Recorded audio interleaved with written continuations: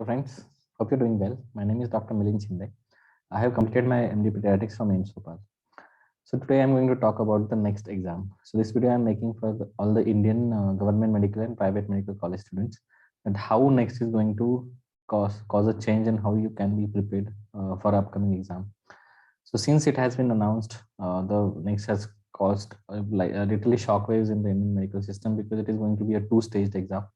At first, next one that is going to be your licensing exam to start your internship, and it will also serve as a baseline score for your NEET PG admission.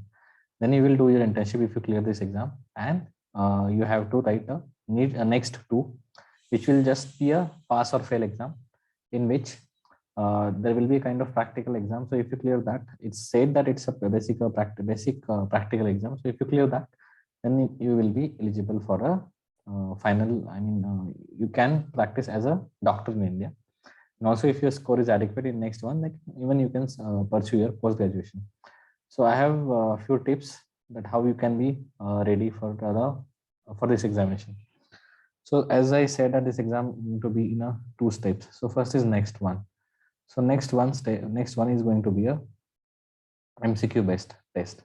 Again, all the 19 subjects that we studied during your undergraduation. So you are going to have these multiple choice questions from all 19 subjects. Now, lots of questions they have given the marks distribution also.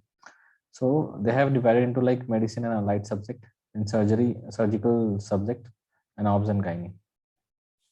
Along with that, pediatrics, ENT, and OPHTA have received a special status. I mean, they can have we are going to expect more questions from them as compared to the other small subjects.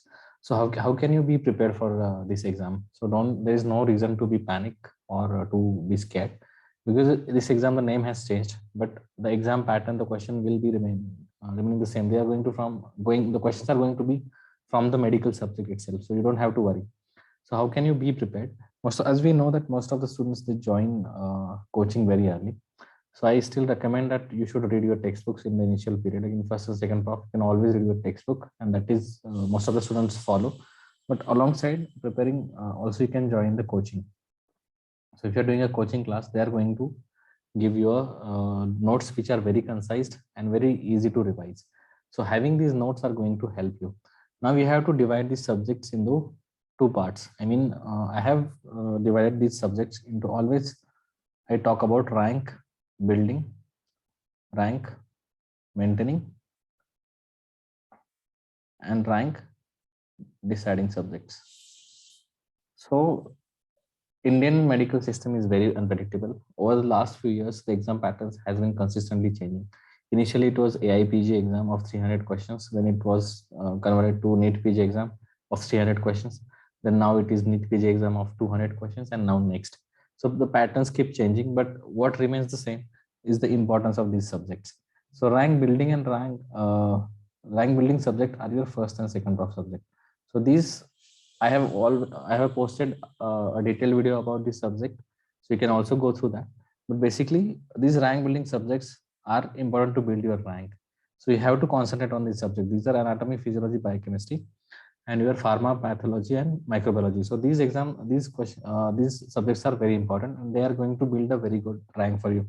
Rank deciding are along with this subject, you have to also add pediatrics, ENT, and OPHTA in your rank building category, because in next one, these subjects are being given very special status. Then rank maintaining subject are your big four: obs, gynae, PSM, surgery, and medicine. So these four subjects, they take a lot of time. So in your UG, you should go through the proper textbooks and you should prepare well. So you have to also concentrate more on the selective topics, the important topics that were asked in the last few years. So you have to the topics from where again repeatedly questions are asked. You have to concentrate more on those topics. And rank deciding are yours remaining all short subjects like your dermatology or orthopedics, psychiatry, anesthesia. So these all remaining small subjects will be rank deciding subjects. So again, you can just follow the class notes for that. So that is basically needed for your next one step, as it is going to be a multiple choice question. But guys, unlike previous years, you have to now prepare during your UG well, because this exam score will also be the taken, will also be taken for your PG admission. So you should be very careful for during your UG years, and you have to use them effectively.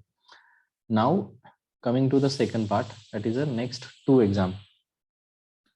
So next two exam is after you clear the next one, there will be an internship, and after internship you will have to write a next two exam. Now next two exam, it is said that it will be a basic practical exam. Basic practical your skills will be assessed, and it will be conducted by your university. So that was the basic idea. As next one will be conducted by the central body, and next two will by your university. But the thing is, don't expect that in internship you will learn the skills. See, it is very easy to do the particular procedure. If you ask me to do the lumbar puncture, I'll do it.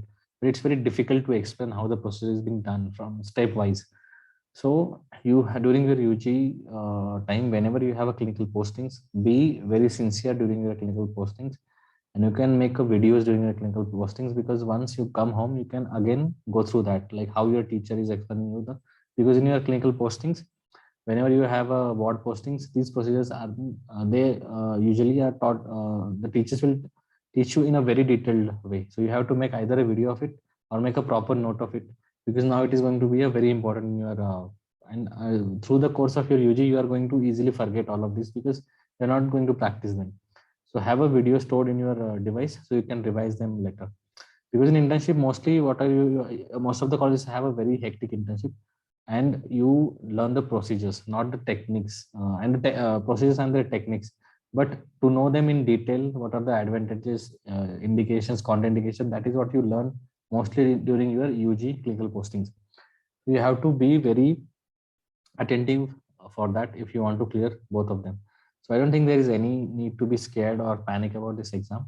So guys, that's all I wanted to say about this, and a few tips I wanted to share with you. So I wish you guys all the best, and take care.